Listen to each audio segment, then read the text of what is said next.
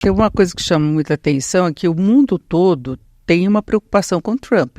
Tirando os países mais extremistas, aí a gente vê, inclusive no Brasil, a preocupação com o protecionismo que ele defende, né? Como fica o comércio internacional, mesmo a questão de segurança internacional, né? A forma como ele agiria, porque ele já falou que não teria ocorrido o ataque do Hamas, não teria tido a invasão da Ucrânia, então isso seria pela força. Qual seria a posição dele? Ele é contra a OTAN.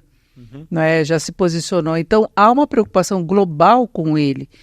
Na sua avaliação, como ficam os dois? Que cenário a gente pode esperar em termos internacionais? Consequências aqui, o que pode rebater no Brasil, por exemplo, com a eleição de um ou do outro?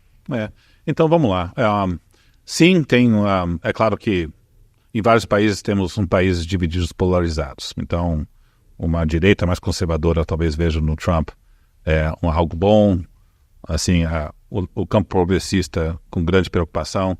A gente olha na Europa, lideranças na Europa estão em quase pânico, porque é lá do lado de segurança que os Estados Unidos talvez não apoie a guerra na Ucrânia e a Europa vai ter que se remodular na sua estratégia de segurança para não depender dos Estados Unidos. Então isso é uma mudança muito importante. A relação Estados Unidos e China também vai ser mais conflituosa, provavelmente. Mas eu diria, assim, só para focar no que realmente importa para o Brasil e para o mundo, tá certo? Eu diria, começando com o Brasil, tem muita... a relação bilateral, Lula e Trump seriam horrorosas, e se o Trump ganhar, vai ser. Não é? Porque o debate nos Estados Unidos de ameaça à democracia, eu espero o debate aqui no Brasil de ameaça à democracia. O Trump tem sintonia com o Bolsonaro. O Brasil está se aprofundando os laços econômicos com a China. Vamos lembrar que o presidente Xi Jinping vai ter uma visita a chefe de Estado semanas depois da eleição americana. Então, logo depois da reunião do G20. Então, a foto não vai ser boa para um governo Lula se aproximando da China, o Trump ganhando sobre o debate de ameaça à democracia. Mas o que importa mais para o Brasil, o governo Lula, o Brasil, e para o mundo, eu acho o seguinte: as políticas de um governo Trump tendem a gerar mais inflação. Eles tendem a manter a inflação no patamar mais elevado nos Estados Unidos, tá certo? Em termos econômicos, essa é a grande repercussão, porque é um governo que vai tomar medidas protecionistas muito duras. A equipe do Trump está com uma proposta de colocar uma tarifa de importação de produtos chineses de 60% e uma tarifa de 10% de todas as importações de produtos na economia americana. Dificilmente eles vão fazer esses dois, mas só para a gente ter parâmetro, tá? Em algumas estimativas, se o governo Trump impõe essas duas tarifas, podemos ter uma queda do PIB da China em 2,5%, queda do PIB dos Estados Unidos de mais 1% e alta de inflação em 1% dos Estados Unidos. Então você pega esse como um baseline, ok, ele faz metade disso. Ainda assim é bastante. Então, e aí bem mais agressivo do que ele fez no muito mais agressivo, estava com tarifa de 20% contra produtos chineses, então está pulando para 60% e é um canhão. 2, eles vão tomar medidas duras do lado de imigração. Não vão conseguir deportar 15 milhões de imigrantes ilegais, mas se deporta 2, 3, isso já tem um impacto de mais inflação, menos crescimento, porque você não tem emprego, assim, trabalhador barato. Força, como você comentou antes, o desenho da força de trabalho teve uma queda brutal a partir de 2000. Isso, então o governo dele recuperou lentamente após isso. Sim. Com a flexibilização. Então isso houve ganhos de inflação, isso vai embora. E terceiro, o fiscal tende a ser um pouco pior, porque o Trump ganha vai ter provavelmente o controle de 2 casas, assim, e a renovação do corte de impostos, então tem um pulso fiscal maior. Então, acho que a gente tem que pensar como é que fica o mundo com inflação mais elevada nos Estados Unidos, com taxas de juros mais elevados nos Estados Unidos. Isso é ruim para mercados emergentes. Vamos pensar Brasil. Se todo esse debate do lado fiscal, o Banco Central pode reduzir juros ou não, se nós temos essa série de políticas, o debate talvez não vai ser se dá para cortar. Será que o Banco Central vai ter que aumentar juros?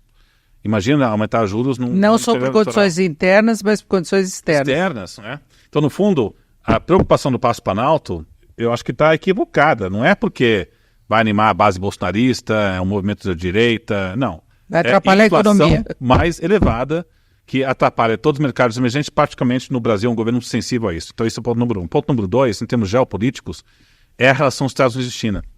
Essa proposta de 60% de aumento de tarifa é um sinal do quão arraigado e forte a visão anti-China está no grupo trumpista, tanto do lado comercial quanto do lado de segurança nacional.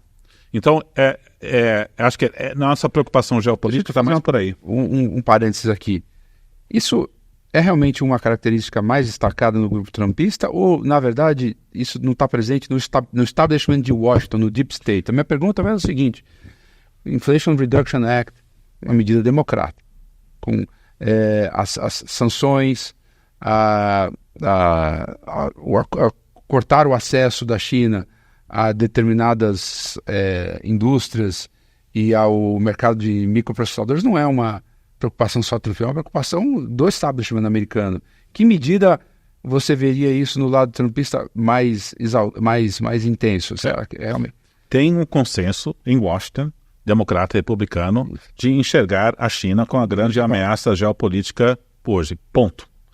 O Trump fez tarifas, o Biden não retirou nenhumas tarifas e colocou mais restrições a investimentos, né, seja lá do CHIPS Act ou tarifa de importação para carro elétrico, bateria, e você teve todo o programa de política industrial do Inflation Reduction Act que você colocou. Então nós estamos num mundo onde preocupações estratégicas de segurança nacional estão pautando decisões de política econômica e política industrial. Nos Estados Unidos, na Europa, e a China é a grande ameaça. E independe da coloração política partidária. Independe. O que nós estamos falando é instrumento, né, volume e intensidade. A maior. Aqui. E aí, eu diria que o governo Biden ele está colocando mais tarifas em produtos chineses, está levando mais um pouco mais circunscrito e restrito, não tão amplo. Fazendo uma política industrial também, não é? Com o governo Trump, ele tende a utilizar tarifas de uma forma mais agressiva. O governo Biden não estava debatendo colocar tarifa de 60% de produto chinês. Então, eu acho... Ele restringe mais o acesso, mexeu, por exemplo, TikTok, coisas assim também, né? Eles estão vendo competição estratégica, praticamente do lado de tecnologia, microprocessadores, não é? Do lado carro, assim, toda a tecnologia do lado de agenda de sustentabilidade, baterias, minerais críticos, tudo isso eles estão tentando se solidificar e proteger com a dominância chinesa nessa área.